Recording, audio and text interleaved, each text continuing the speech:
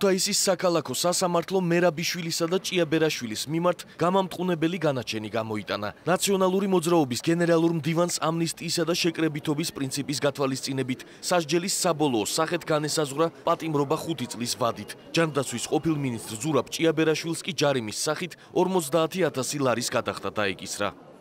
ივანე მერაბიშვილს საქართველოს სასამართლოს კოდექსის 189 წლის მესამე წლის ბერფერ პუნქტით სასჯელის სახელდაზომად განესაზღვრა 9 წლის და 1 წლის თავისუფლების საფრთხე. მასზე ჩამოყალიბდა საჯარო სამსახურში დამზადების დაკავშირება 2 წლის და 1 წლის ვადით.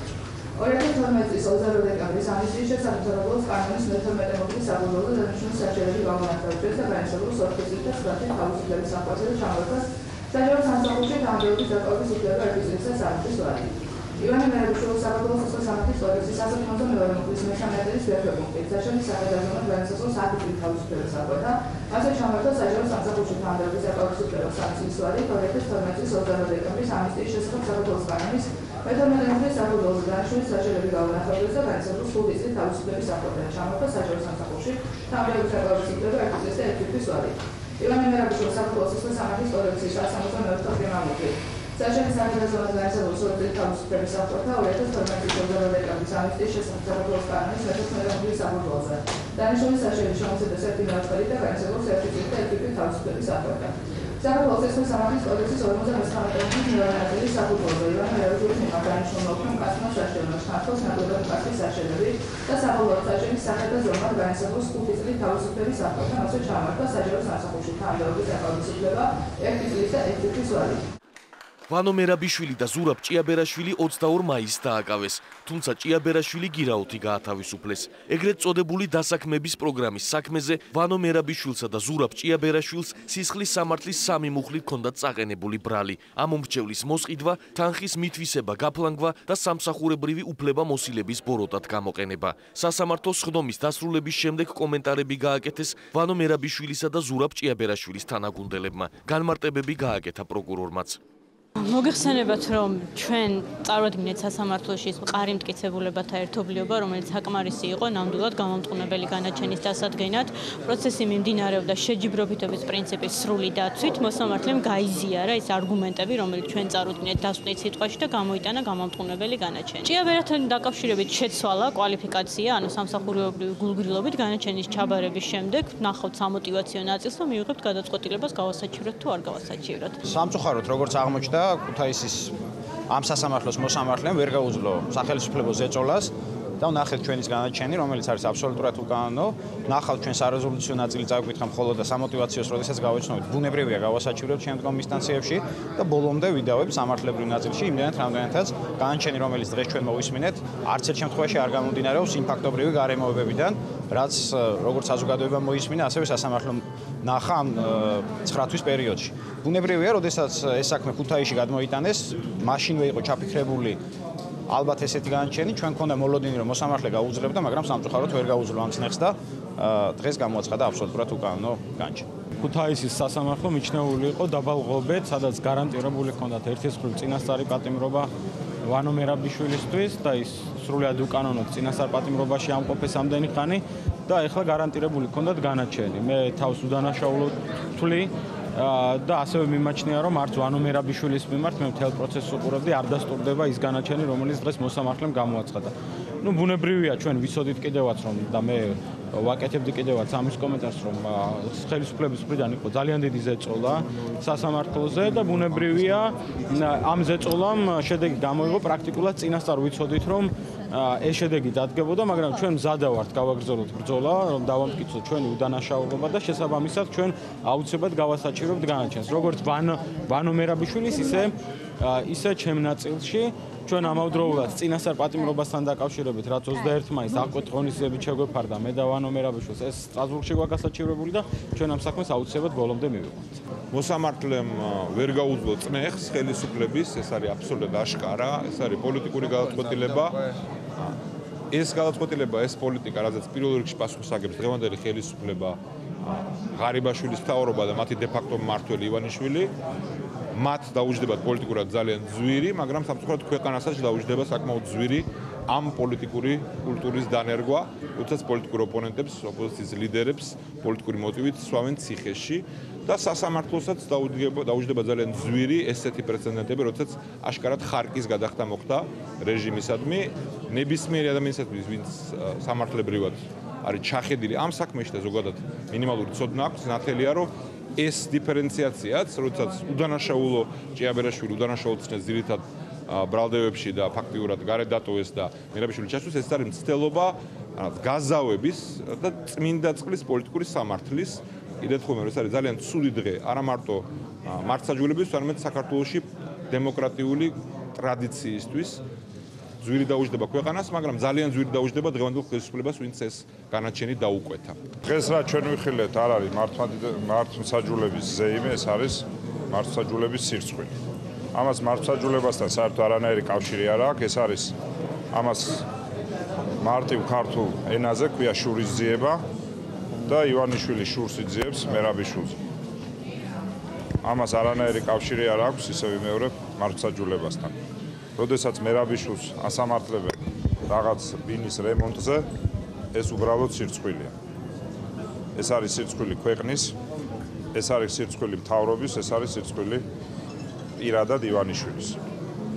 ჩვენ გვახსოვს წინასაარჩევნოდ ხმამაღალი ლაპარაკები კაცჭამეობასთან დაკავშირებით და მე მინდა საზოგადოება მიცოდეს დღეს მერაბიშვილი გაასამართლეს რაღაც ყვარიათის ბინის გარემონტებაზე. და ესეთი უზნეობა პირადად ივანიშვილს და მის ხელდასმულ მარიონეტულ მთავრობას ბუმერანგივით დაუბრუნდება. ქუთაისის საქალაქო სასამართლოში სხდომას დღეს ვანო მერაბიშვილი არ დასწრებია. მერაბიშვილის ადვოკატები ქუთაისის საქალაქო სასამართლოს გადაწყვეტილებას სააპელაციო სასამართლოში გაასაჩივრებენ. მთავარი პროკურატურა ქუთაისის საქალაქო სასამართლოს მიერ ნაციონალური მოძრაობის გენერალური მდივნის ვანო მერაბიშვილის და ჯანდაცვის ყოფილი მინისტრის ზურაბ ჭიაბერაშვილის საქმეზე გამოტანილ განაჩენს გამოეხმაურა. კოგა კაციტაძის თქმით, ბრალდების მხარე სააპელაციო წესით გაასაჩივრებს სასამართლოს განაჩენის იმ ნაწილს, რომლის მიხედვითაც მერაბიშვილი და ჭიაბერაშვილი გამართლდნენ. დღეს ქუთაისის საქალაქო სასამართლომ ივანე მერაბიშვილი დამნაშავედ ცნო ბინის კერძო საკუთრების ხელშეუხებლობის დარღვევაში, სახელმწიფოს კუთვნილი დიდი ოდენობით ფულადი თანხების გაფლანგვის ორ ეპიზოდში და ამორჩევლის მოსყიდვაში, რაც გათვალისწინებულია საქართველოს სისხლის სამართლის კოდექსის 160, 182 და 164 პრიმა მუხლებით. ასევე სასამართლომ გადააკვალიფიცირა ზურაბ ჭიაბერაშვილის ბრალდება და იგი დამნაშავედ ცნო სამსახურებრივი გულგრილობისათვის, რაც გათვალისწინებულია საქართველოს სისხლის სამართლის კოდექსის 352 მუხლით. საზოგადოება შევახსენებთ, თუ რა ბრალდებები ჰქონდა წარდგენილი ივანე მერაბიშვილს და ზურაბ ჭიაბერაშვილს, რასთან დაკავშირებითაც დღეს ქუთაისის საქალაქო სასამართლომ უკვე გამოიტანა გამამტყუნებელი განაჩენი. კერძოდ, საქართველოს შინაგან საქმეთა ყოფილმა მინისტრმა ივანე მერაბიშვილმა ბოროტად გამოიყენა თავისი სამსახურებრივი მდგომარეობა 2009 წლის მაისში უკანონოდ დაიკავა ხელვაჩაურის რაიონის სოფელ კვარიათში მდებარე კერძო საკუთრებაში არსებული აგარაკი, სადაც იგი ისვენებდა მის ოჯახის წევრებთან ერთად. გარდა ამისა, მან მეტი კომფორტის შესაქმნელად აგარაკი გაარემონტა სახელმწიფოს ხარჯზე, აგარაკის მოსავლელად დაიქირავა დამხმარე პერსონალი, რა მიზნითაც პირადი მოტივით ივანე მერაბიშვილის მიერ გაფლანგულ იქნა სახელმწიფოს კუთვნილი დიდი ოდენობით ფულადი თანხა 157,000 ლარი. რაც შეეხება მეორე ეპიზოდს. 2012 წლის 5 ივლისს საქართველოს მთავრობის დადგენილებით დამტკიცდა სამუშაოს მაძიებელთა აღრიცხვის პროგრამა, რომლის მიზანს წარმოადგენდა სამუშაოს მაძიებელთა ერთიანი ბაზის შექმნა. სწორედ ამ პროგრამის ამოქმედების შემდეგ, პროგრამის ნიღბად გამოყენებით 2012 წლის 1 ოქტომბრის საპარლამენტო არჩევნებში პოლიტიკური პარტია ერთიანი ნაციონალური მოძრაობის სასარგებლოდ ამომრჩეველთა მოსასყიდად საქართველოს ყოფილმა პრემიერ-მინისტრმა ივანე მერაბიშვილმა შეიმუშავა დანაშაულებრივი გეგმა, რაშიც ჩართული იქნენ ზურაბ ჭიაბერაშვილი და სოციალური მომსახურების სააგენტოს დირექტორი. ამის შემდეგ სამუშაოს მაძიებელთა აღრიცხვის პროგრამის ფარგლებში გაფორმდა ხელშეკრულებები ნაციონალური მოძრაობის მხარდამჭერ 21,000 პირთან. ხელშეკრულებები იყო თვალთმაქცური, ვინაიდან მათი გაფორმება მიზნად ისახავდა სახელმწიფოს კუთვნილი ფულადი თანხებით ამორჩეველთა მოსყიდვას. ამ გზით ივანე მერაბიშვილის მიერ გაფლანგულ იქნა სახელმწიფოს კუთვნილი 5,240,000 ლარი. სასამართლომ დღეს სრულად გაიზიარა ბრალდების მხარის პოზიცია ივანე მერაბიშვილის ზემოაღნიშნულ დანაშაულებთან დაკავშირებით და იგი ცნო დამნაშავედ ხსენებულ ბრალდებებში და ამნისტიის შესახებ საქართველოს კანონის და სასჯელის თანხმის პრინციპის გამოყენებით მას სასჯელის სახე და ზომად განუსაზღვრა თავისუფლების აღკვეთა 5 წლის ვადით და ჩამოართვა თანამდებობის დაკავების უფლება 1 წლით და 6 თვის ვადით. ხოლო ზურაბ ჭიაბერაშვილს სისხლის სამართლის კოდექსის 352 მუხლით გათვალისწინებული ბრალდებისათვის განუსაზღვრა ჯარიმა 50000 ლარის ოდენობით. გარდა ამისა, სასამართლომ ივანე მერაბიშვილს მოუხსნა სისხლის სამართლის კოდექსის 332 მუხლით, ხოლო ზურაბ ჭიაბერაშვილს სისხლის სამართლის კოდექსის 182 და 164 პრიმა მუხლებით წარდგენილი ბრალდებები, რა ნაწილშიც ბრალდების მხარე განაჩენს სააპელაციო წესით გაასაჩივრებს. არასამთავრობო ორგანიზაცია საერთაშორისო გამჭვირვალობა საქართველოს კომპანია ჯეოსელში ფინანსთა სამინისტროს საგამოძიებო სამსახურის შესვლასთან დაკავშირებით მიიჩნევს, რომ შესაძლოა საქმე ჰქონდეს პოლიტიკურად მოტივირებულ ქმედებასთან. ორგანიზაციის აღმასრულებელი დირექტორის ეკა გიგაურის თქმით, ჯეოსელი იყო პირველი კომპანია, რომელიც აქტიურად იყო ჩართული იმ კანონპროექტის შემუშავებაში, რაც საქართველოში თვალთვალისა და მიყურადების პრაქტიკას შეცვლიდა. ჯეოსელი იყო ის კომპანია, რომელიც ნამდვილად მზად იყო იმისთვის, რომ გადაეხედა თავისი ურთიერთობისთვის სამართალდამცავ ორგანოებთან. იგი ეს იყო კომპანია, რომელიც აქტიურად იყო ჩართული იმ კანონპროექტის შემუშავებაში, რომლის განხილვის იმედიც გვაქვს ჩვენ პარლამენტში და რომელიც შეცვლიდა თვალთვალისა და მიყურადების პრაქტიკას საქართველოში. შესაბამისად, მე ვფიქრობ, რომ ძალიან მნიშვნელოვანია, რომ საზოგადოებამ მონიტორინგი განახორციელოს ზოგადად აი ამ პროცესებისა, იმიტომ რომ აქ შეიძლება საქმე ჰქონდეს პოლიტიკურად მოტივირებულ ქმედებებთან. და მეორე არის ის, რომ ასეთი რამ ხდება ზოგადად ქვეყანაში მყოფ ერთ-ერთ ყველაზე დიდ ინვესტორთან დაკავშირებით. ანუ როდესაც შენ როგორც სახელმწიფო იზიდავ უცხოელ ინვესტორებს და როდესაც გინდა რომ საქართველოს გახდეს ინვესტორებისთვის მისაღები ქვეყანა, მე ვფიქრობ, რომ ასეთი გაუმჭვირვალე პროცესი არ უნდა მიმდინარეობდეს. 2013 წლის ოქტომბერში ჯეოსელის აღმასრულებელი დირექტორი პასი კოისტინენი მართლაც ადასტურებდა, რომ ხელისუფლება უკანონო მოსმენებს ახორციელებდა და ამბობდა, რომ ფარული მიყურადება კომპანიისთვის მიუღებელი იყო. ეს მიუღებელია და ვისურვებდი, რომ კანონი შეიცვალოს, მაგრამ თუ თვალთვალი კანონის შესაბამისად ხორციელდება, ჩვენ ვალდებული ვართ დავემორჩილოთ ქვეყანაში მოქმედ კანონმდებლობას. თავად ორგანიზაციაში გამოძიების დასრულებამდე კომენტარისგან თავს იკავებენ. ფინანსთა სამინისტროს საგამოძიებო სამსახური ჯეოსელში 13 თებერვალს შევიდა. 14 თებერვალს კი კომპანიის წინააღმდეგ სისხლის სამართლის საქმე 218 მუხლით აღიძრა, რაც დიდი ოდენობით გადასახადისგან თავის არიდებას გულისხმობს. იმავე დღეს ჯეოსელის აღმასრულებელმა დირექტორმა პასი კოისტინენმა სპეციალური განცხადება გაავრცელა. ჩვენ ვართ საერთაშორისო კომპანია, რომელიც მოქმედებს გამჭვირვალე და პასუხისგებლობით აღსავსე ეთიკური ბიზნეს პრაქტიკით. არ გვაქვს არანაირი მიზეზი თავი ავარიდოთ გადასახადებსა თუ სხვა ვალდებულებებს. ჯეოსელი საქართველოს ერთ-ერთი უმსხვილესი გადასახადების გადამხდელია. მისი არსებობის მანძილზე კომპანიის ყველა საქმიანობა, ოპერაცია აღრიცხული და დოკუმენტირებულია მსოფლიოს წამყვანი აუდიტორული კომპანიების მიერ. ჯეოსელი გადადგამს ყველა სამართლებრივ ნაბიჯს, რათა მაქსიმალურად დაიცვას თავისი კანონიერი ინტერესები. ვიზრუნებთ, რომ გამოძიების პროცესი წარიმართოს სრულყოფილად, საზოგადოებისთვის გამჭვირვალედ, რომლის საბოლოო მიზანი იქნება სისხლის სამართლის საქმის დაწყების რეალური ფაქტობრივი საფუძვლების დადგენა. კითხვას რამდენად უკავშირდება ჯეოსელში საგამოძიებო სამსახურის შესვლა უკანონო მოსმენებს, ფინანსთა მინისტრმა უპასუხა, რომ ამის შესახებ ინფორმაცია არ აქვს. არა, მე არანაირი ასეთ ინფორმაციას არ ვფლობ და პირდაპირ შემიძლია გითხრათ, რომ შემოწმება მიზნად ისახავს მხოლოდ ფინანსურ საკითხს. დაველოდოთ გამოძიების შედეგებს. ჯეოსელი შვედურ-ფინური სატელეკომუნიკაციო ოპერატორის თელია სონერა ჯგუფის წევრია. კომპანია საქართველოში 1997 წლიდან საქმიანობს. კიდევ ერთი მსოფლიო ბრენდის წარმომადგენლობა აფხაზეთში. საქართველოს ოკუპირებულ ტერიტორიაზე სპორტული ფეხსაცმლის პოპულარული ბრენდის კონვერსის მაღაზია გაიხსნა. ეს ფაქტი რუსმა ფოტოგრაფმა და ბლოგერმა აფხაზეთში ტურისტული მოგზაურობის დროს დააფიქსირა და სოხუმში მსოფლიო ბრენდის მაღაზიის აღმოჩენით გაკვირვებული დარჩა. კონვერსის საქართველოს წარმომადგენლობაში ამბობენ, რომ საქართველოში ამ ბრენდის საქონლით ვაჭრობის ექსკლუზიური უფლება აქვთ და სოხუმში მაღაზიის გახსნა უკანონოდ მოხდა. კონვერსის სათაო ოფისი ამსტერდამში მდებარეობს. სოხუმში არსებული მაღაზია საქართველოს კონვერსის ქსელთან არანაირ კავშირში არ არის და შეგვიძლია ვიმშელოთ იმაზე, რომ ოკუპირებულ ტერიტორიაზე გახსნილი მაღაზია არალეგალურია. როგორც ჩვენ გვაქვს ინფორმაცია, მაღაზია გახსნა ზუსტად იმ ხალხმა, რომლებმაც 2009 წელს სცადეს ბენეტონის მაღაზიის გახსნა სოხუმის ტერიტორიაზე. კომპანია რეაგირებას საქართველოს ხელისუფლებისგან ელოდება. მსგავსი შემთხვევა მსოფლიო ბრენდის მიერ აფხაზეთში წარმომადგენლობის გახსნა 2009 წელს დიპლომატიური სკანდალის მიზეზი გახდა. მაშინ კომპანია ბენეტონის თურქეთის წარმომადგენლობამ განაცხადა, რომ ფილიალის გახსნას აფხაზეთში გეგმავს. ამას ოფიციალური თბილისის პროტესტი მოჰყვა.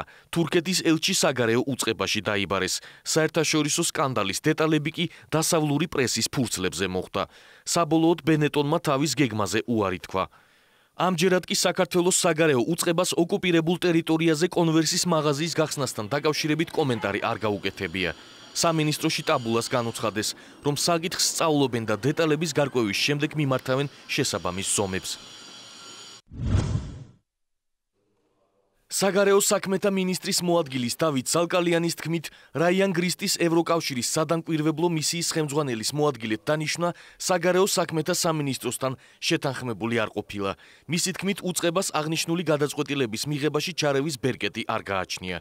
შეთანხმება 2008 წელს არის გაფორმებული და იგი არ გულისხმობს თანხმობას საქართველოს ხელისუფლების მხრიდან, როდესაც ევროკავშირის სამონიტორო მისიაში ინიშნება ესა თუ ის წევრი. აქედან გამომდინარე, მისი დანიშვნა საქართველოს საგარეო საქმეთა სამინისტროსთან არ ყოფილა შეთანხმებული და ჩვენ არანაირი ბერკეტი, ზემოქმედების ბერკეტი არ გაგვაჩნდა, რომ ამ გადაწყვეტილების მიღების პროცესში მიგვეღო მონაწილეობა. არასამართლიანია, როდესაც დადანაშაულება ხდება საგარეო საქმეთა სამინისტროს. მიდის საუბრები ევროკავშირთან, მოლაპარაკები და ჩვენ გამოვალთ გადაწყვეტ ისე გადაწყვეტ ამ საკითხს, რომ ეს მისაღები იყოს როგორც ევროკავშირისთვის, ისე საქართველოსთვის. რაიან გრისტი 2008 წლის აგვისტოს ომის დროს საქართველოში ეუთოს სადამკვირვებლო მისიის ხელმძღვანელის მოადგილედ მუშაობდა. გრისტი ომის დაწყებაში საქართველოს საჯაროდ ადანაშაულებდა და რუსეთის პოზიციას უჭერდა მხარს. ნიკა რურუა აცხადებს, რომ ევროკავშირის სადამკვირვებლო მისიის მაღალჩინოსნად რაიან გრისტის დანიშვნა რუსეთის დახმარებით მოხდა და საგარეო საქმეთა სამინისტროს ამ გადაწყვეტილების თავიდან აცილება შეეძლო. საგარეოს ეს ნამდვილად შეეძლო, რომ გამოეჩინა ყურადღება და ემუშავა პროფესიულად, რასაც ხშირ შემთხვევებში ვეღარ ვხედავთ. ვინაიდან ეს ადამიანი იყო ერთადერთი პრინციპში ერთადერთი ოფიციალური პირი ევროკავშირიდან, ვინც ცალსახად დაადანაშაულა რუსეთის აგრესიაში საქართველოს. ეს არის ჩემი დაკვირვებით, ჩემი რწმენით პიროვნება, ვინც აშკარად მუშაობს პუტინის კრემლზე.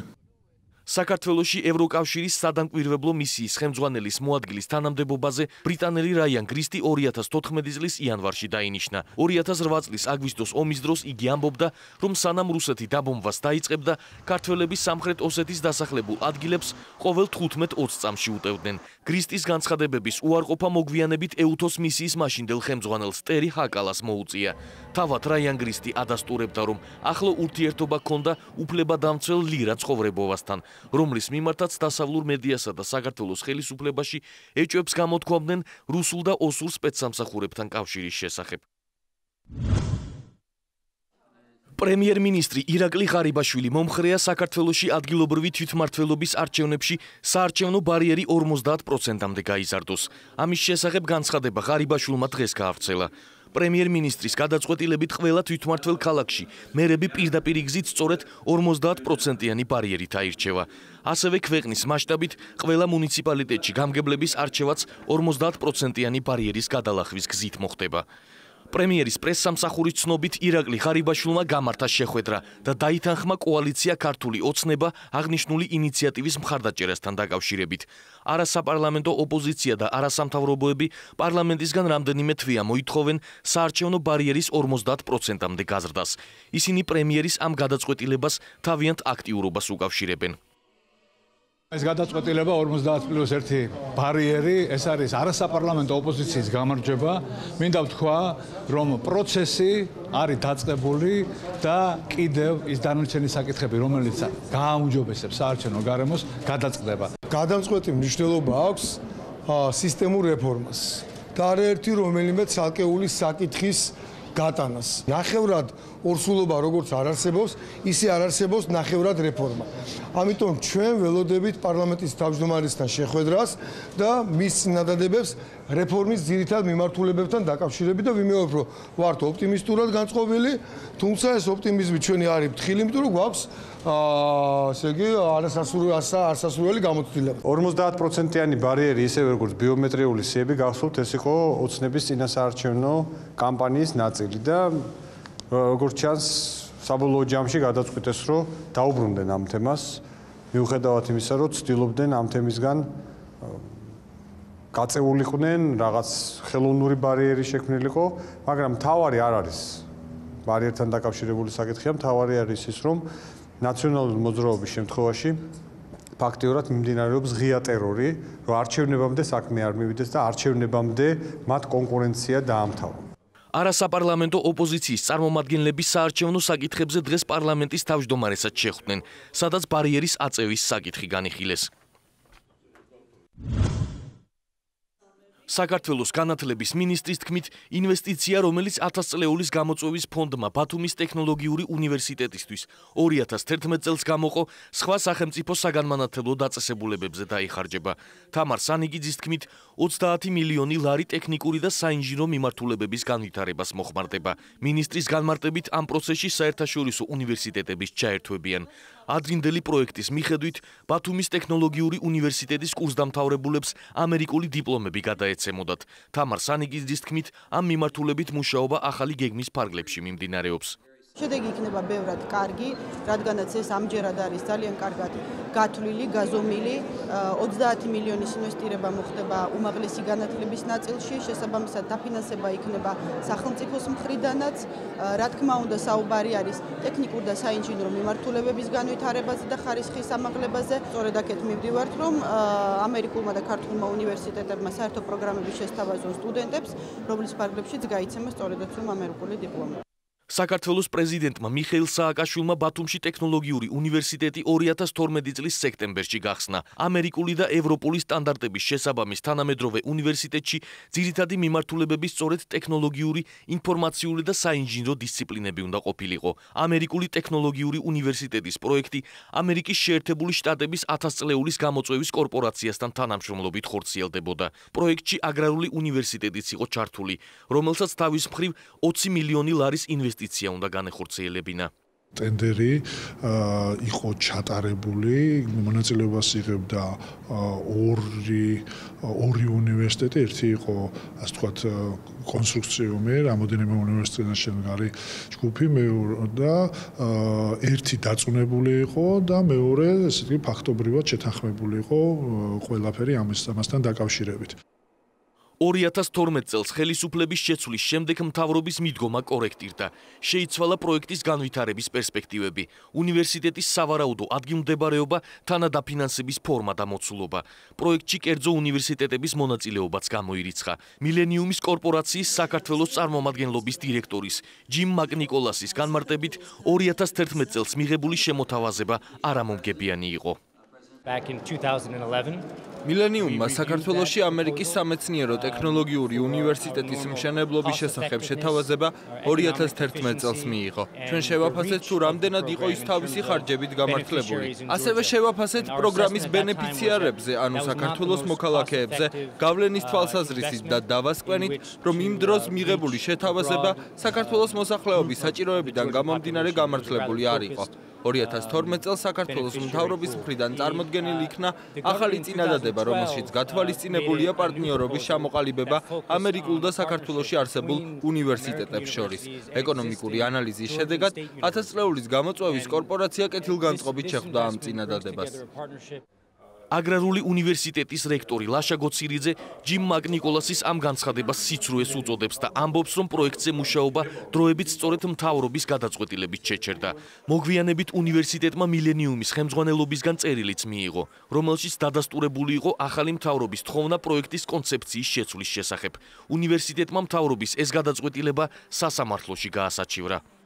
ახალი მთავრობის მოთხოვნა იყო, რომ დრო სჭირდებოდა, რათა გარკვეულიყო დეტალებში. ეს ბუნებრივიც იყო, თუმცა მოულოდნელი რაც იყო, მოულოდნელი იყო ის, რომ მთავრობამ მიიღო ისეთი გადაწყვეტილება, რომელსაც არანაირი არც სამართლებრივი და არც შინაარსობრივი დასაბუთება არ ჰქონდა და წინა კონკურსის შედეგები ისე გაუქმდა და გამოცხადა ხელახალი კონკურსი, რომ ჩვენთვის ეს საერთოდ არავის არ შეუტყობინებია. ჩვენ მქონდა გარკვეული მიმოწერა მილიონი კორპორაციისთან და სადაც ვიცე-პრეზიდენტის ხელმოწერით პირდაპირ ეს პროცესი, რაც სინამდვილეში მოხდა, ეს პროცესი არის აღწერილი, რომ ეს გადაწყვეტილება ბათუმის პროექტის გაუქმების და ახალი კონკურსის გამოცხადების თაობაზე მიღებული არის საქართველოს მთავრობის მიერ.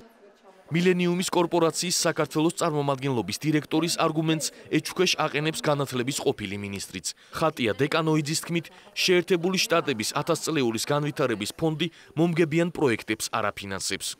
არც ერთი პროექტი, რაც იდება განათლებაში, რაც ანუ კაპიტალი, რომელიც იდება განათლებაში, რასაკვირველია, მომგებიანი არ არის. გარდა იმისა, რომ თუ სახელმწიფოს არ სურს თავისი რესურსი მოახმაროს მომავალი თაობების გაზრდას. შეერთებულ შტატებსა და საქართველოს სახელმწიფო უნივერსიტეტებს შორის პარტნიორობაზე მიმდინარე კვირას დაგეგმილ შეხვედრაზე იმსჯელებენ. ვენესუელას დედაქალაქში ანტისამთავრობო და პროსამთავრობო გამოსვლები გრძელდება. ქუჩაში ოპოზიციურად განწყობილი 3000-მდე სტუდენტი გამოვიდა. პოლიცია მათ წინააღმდეგ ცრემლსადენი გაზი, რეზინის ტყვიები და წყლის ჭავლი გამოიყენა. სულ მცირე 23 ადამიანი დაშავდა. მასობრივი გამოსვლები კარაკასში და ქვეყნის სხვა ქალაქებში უკვე მე-13 დღეა მიმდინარეობს. რამდენიმე დღის წინ პროსამთავრობო და ანტისამთავრობო გამოსვლები შეტაკებებში გადაიზარდა, რის შედეგადაც 3 დემონსტრანტი დაიღუპა. დემონსტრანტები აღშფოთებას გამოთქვამენ ფასების ზრდის, კრიმინალის მატებისა და ნავთობით მდიდარ ვენესუელაში ელემენტარული საყოფაცხოვრებო საგნების დეფიციტის გამო. ვენესუელას ხელისუფლება კი არეულობის ორგანიზებაში ოპოზიციას და შეერთებულ შტატებს ადანაშაულებს. პრეზიდენტ ნიკოლას მადუროს განცხადებით, ამასთან დაკავშირებით მან ქვეყნიდან 3 ამერიკელი დიპლომატის გაძევების გადაწყვეტილება მიიღო და აღნიშნა, რომ ვენესუელაში იგივე სცენარი ხორციელდება, რაც უკრაინაში.